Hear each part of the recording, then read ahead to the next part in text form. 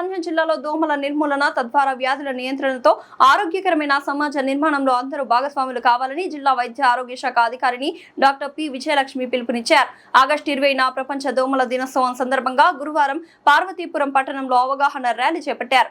దోమల నియంత్రణ నినాదాలతో ఆర్టీసీ కాంప్లెక్స్ కూడలి నుండి ర్యాలీ ప్రారంభించి జిల్లా ఆసుపత్రి వరకు కొనసాగారు.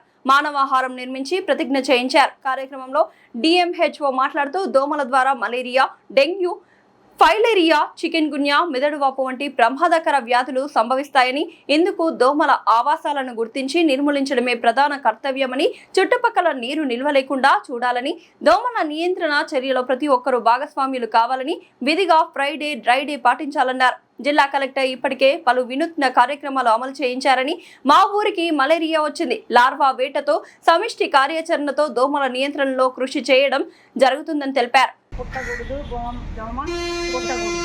అలాగే ప్రతి ఒక్కళ్ళు నెట్ను ఉపయోగించుకోవాలా. ప్రతి ఒక్కరు రాత్రి అయ్యేసరికి 6ంటికెళ్ళి తలుపులు వేసుకోవాలా, దోమలు లోపలికి రాకుండా ఉండాలా.